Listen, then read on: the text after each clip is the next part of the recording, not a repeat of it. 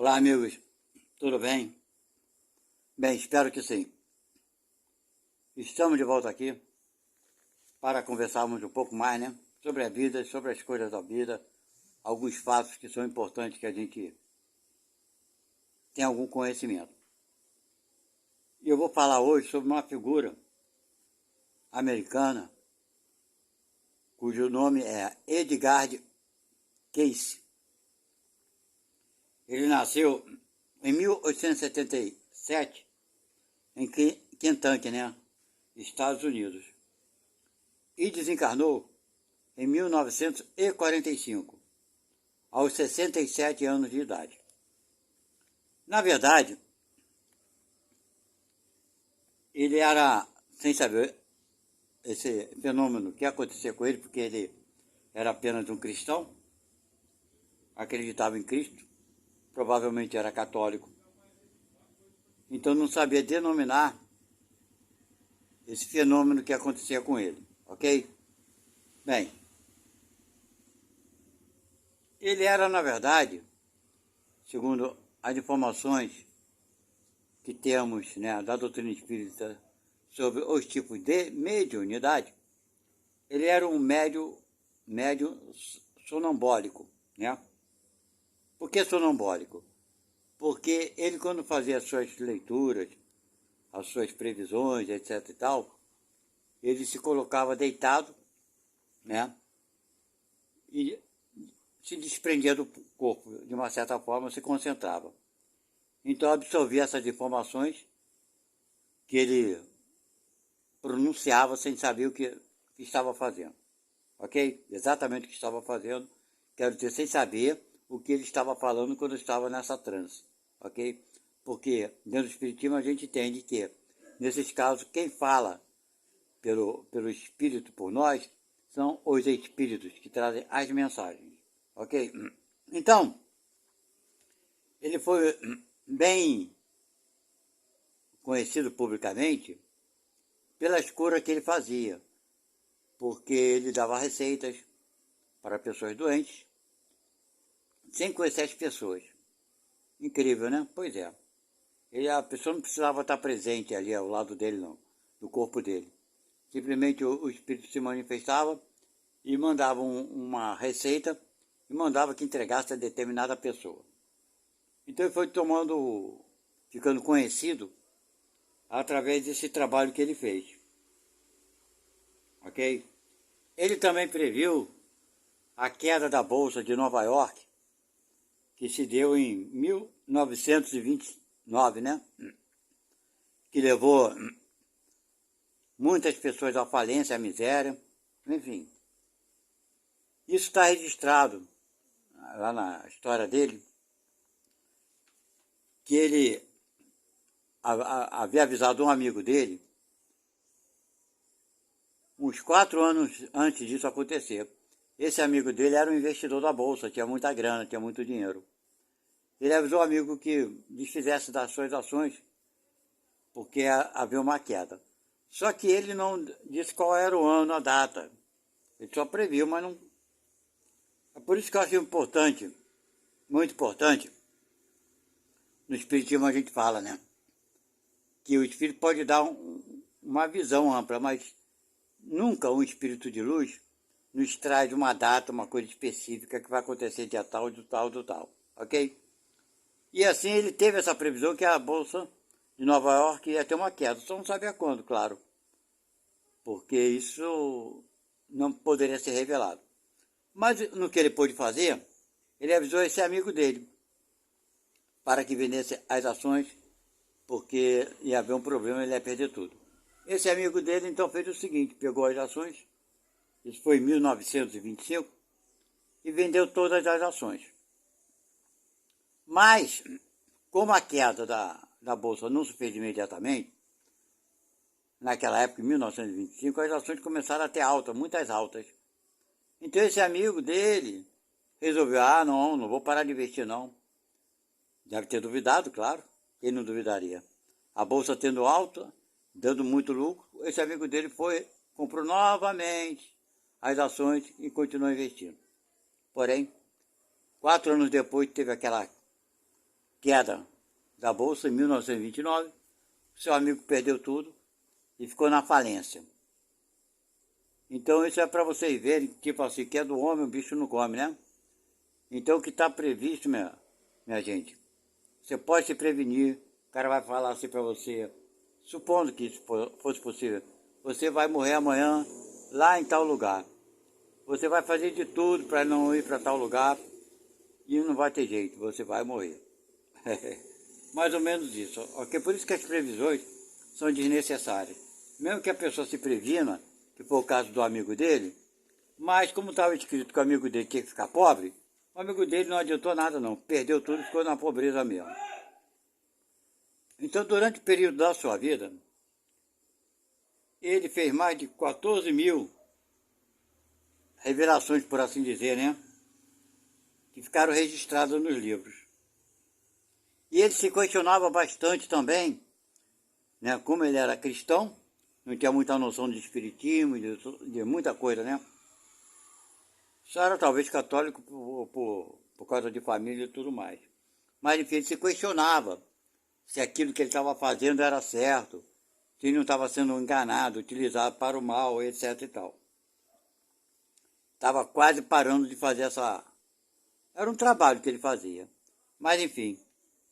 Mas as pessoas a quem ele ajudou, a quem ele curou, começaram nessa época da crise dele, que estava na dúvida, ele estava a fim de parar com isso. As pessoas que ele curou começaram a procurar a ele e agradecer muito pelo que ele havia feito.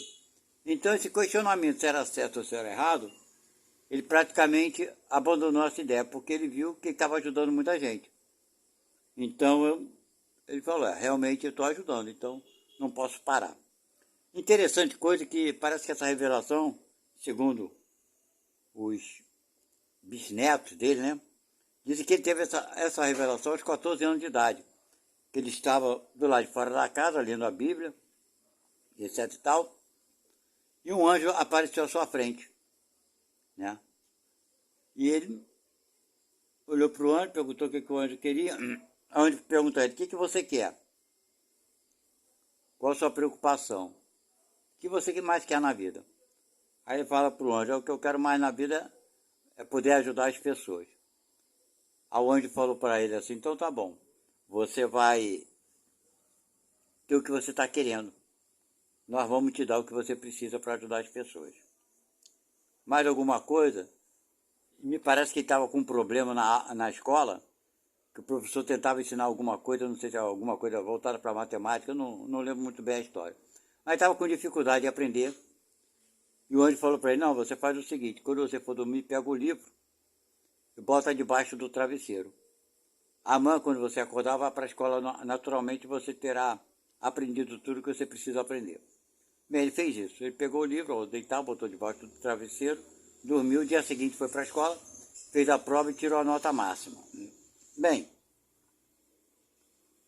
então não vamos pegar isso como uma regra absoluta para todos nós, né?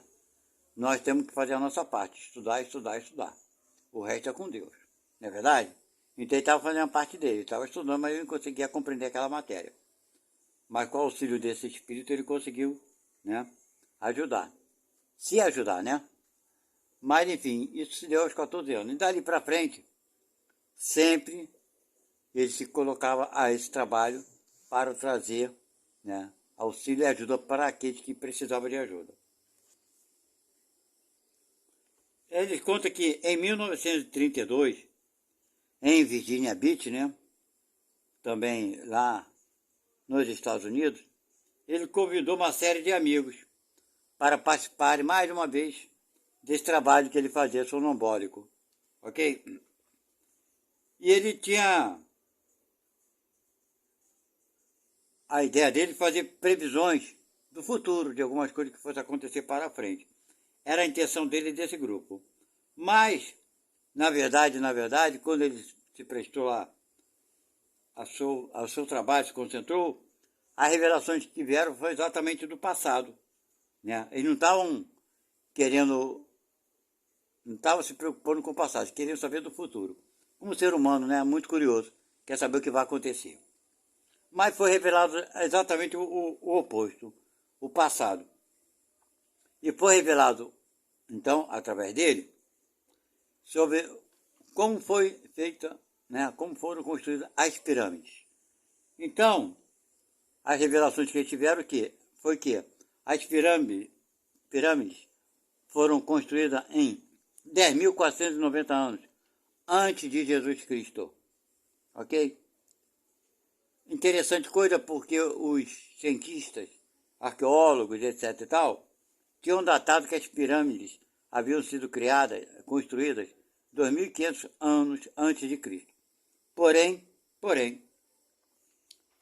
essa revelação nova, né, trazida por Edgar Cayce, demonstrou que são 10.490 anos antes de Cristo. E revelou também que aquelas pedras enormes, pesadíssimas, elas eram manipuladas, por assim dizer, né? Que o povo daquela época, aquele pessoal, eles tinham uma capacidade de fazer as pedras gravitarem, certo? Elas flutuavam, mas ele não explicou exatamente como era feito isso, né? Simplesmente falou que não era tão difícil quanto as pessoas pensam. Não foi difícil, né, construir, porque elas flutuavam. Eles tinham uma tecnologia, ele não explicou muito bem, fazer com que as pedras flutuassem no ar. E assim era mais fácil, claro. Então essas revelações foram interessantes, né? Porque ninguém entende até hoje. A gente, que nem o cientista explicando.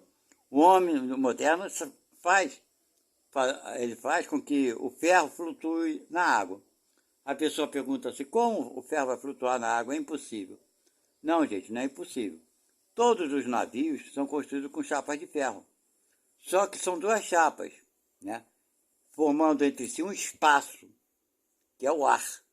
Deu para entender? Esse ar impede que o ferro afunde. Vocês entenderam? Então, pode ser que eles tenham tido, na época, algum conhecimento que fizesse exatamente isso também com as pedras. Lógico, no mesmo sistema não, né? É impossível. Mas, enfim. E ele também revela, né, nesse mesmo dia que eles se reuniram, e fala sobre o livro de Ezequiel, né? E explica que as carruagens de fogo, que são descritas lá no livro de Ezequiel, né, que os anjos desceram em carruagem de fogo, e ele explica que eram extraterrestres que estavam descendo naquela época, né, em naves espaciais.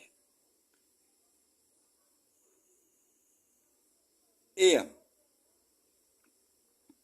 os manuscritos, né, que foram aparecer em 1947, né, sobre o povo essênio.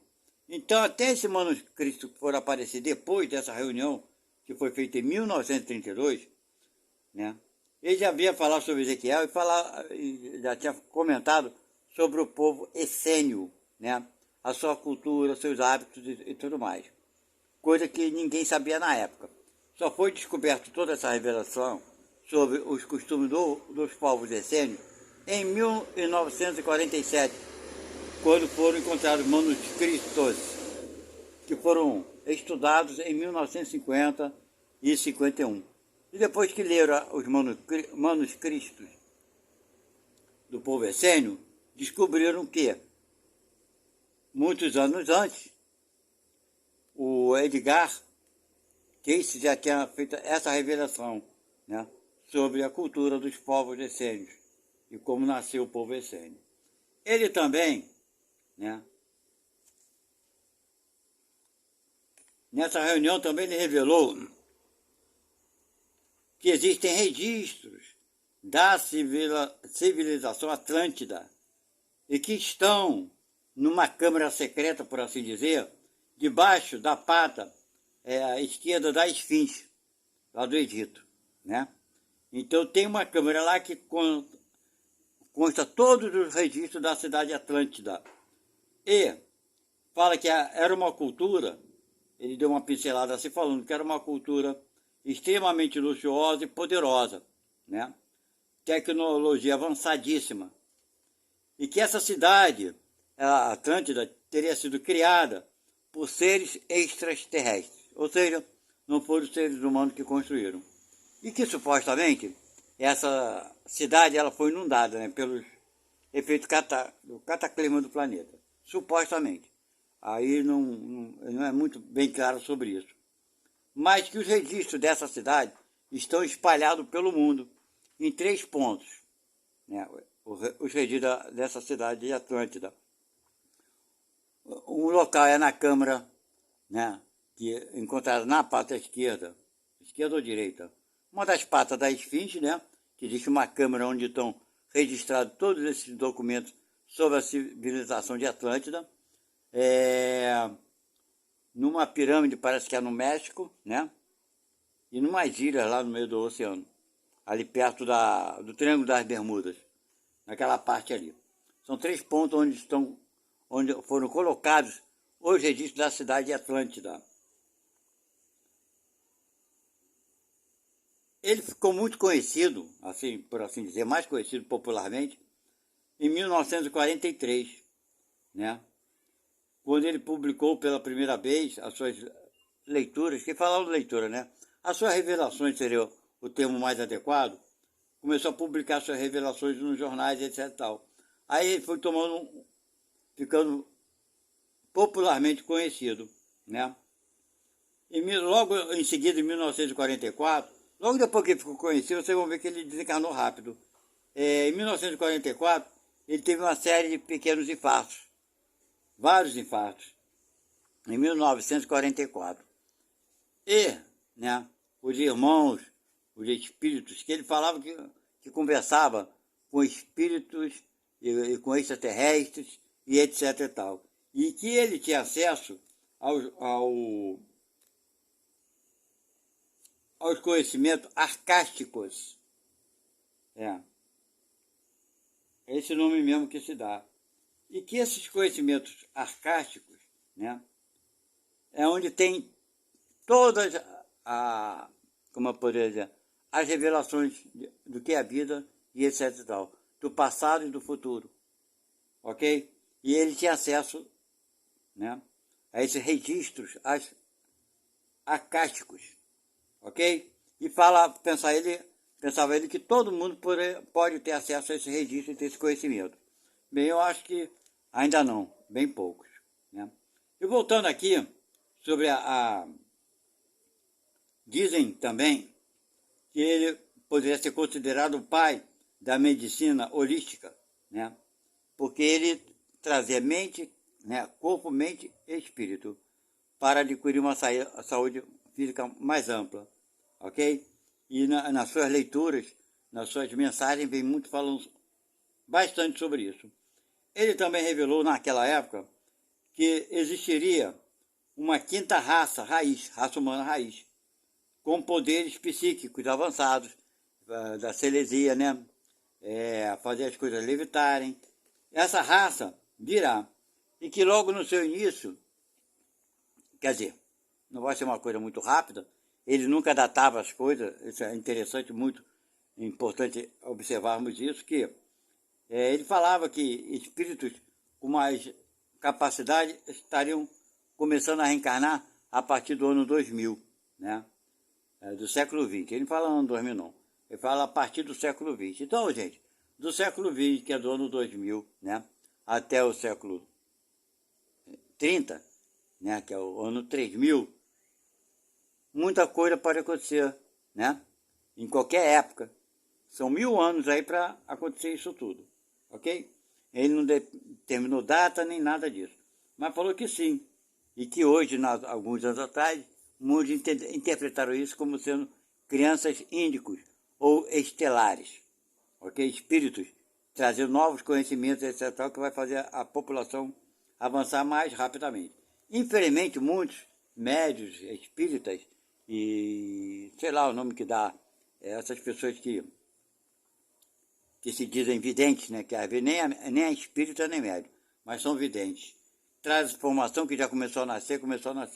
Eu não vejo nada que começou a nascer, porque aqui no Brasil tem um médium muito famoso que já trouxe essa informação há 20, 30 anos atrás, que as crianças iam começar a nascer, esses espíritos novos não, né? Espíritos com essas novas informações iam fazer a população avançar, isso há 30 anos atrás. Bem, se há 30 anos atrás elas tivessem nascido, elas hoje seriam pessoas adultas, né, com 30 anos, fazendo o mundo avançar moralmente, coisa que a gente não vê.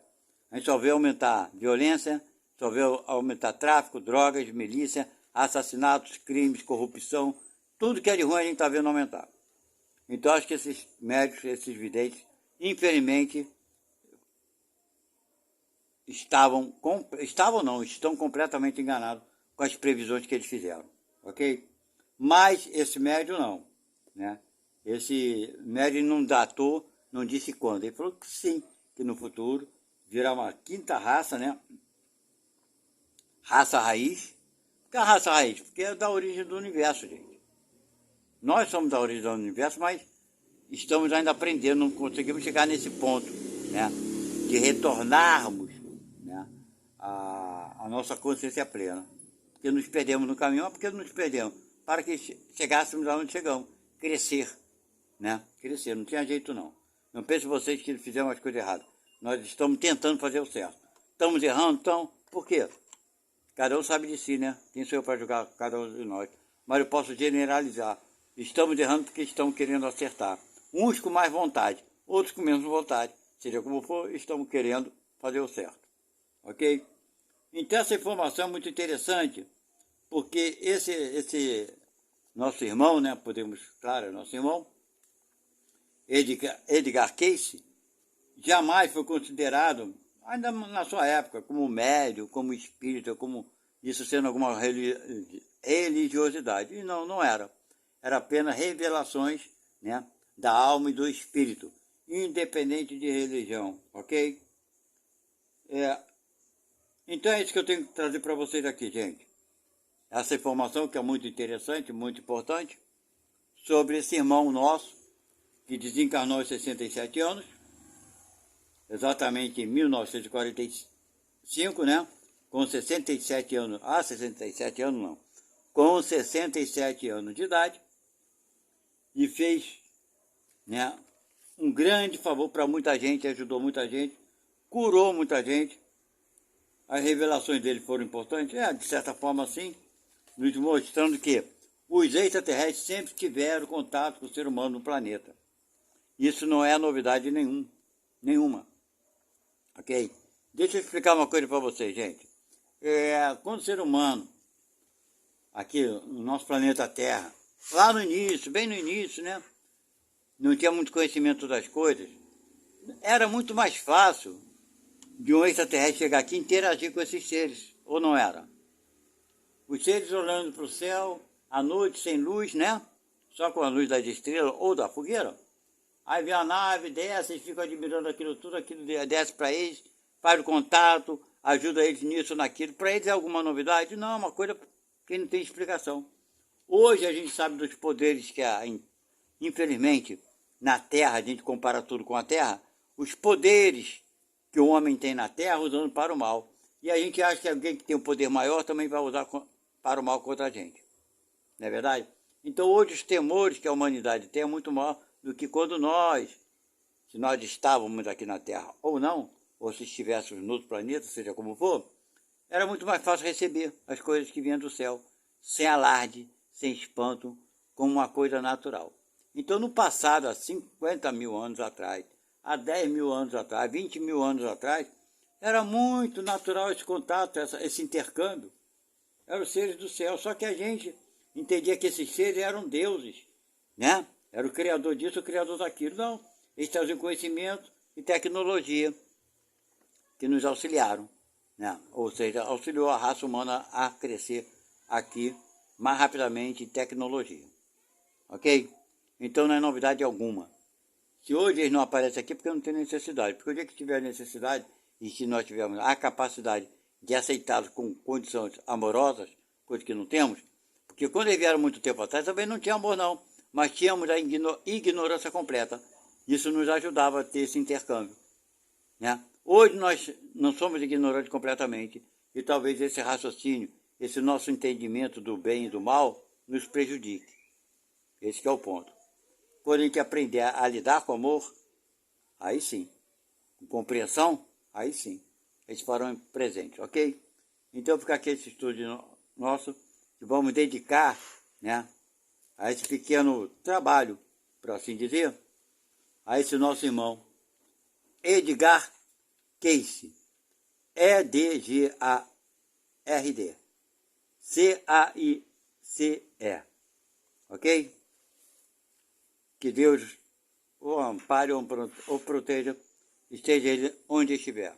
Obrigado, amigos, e até a próxima.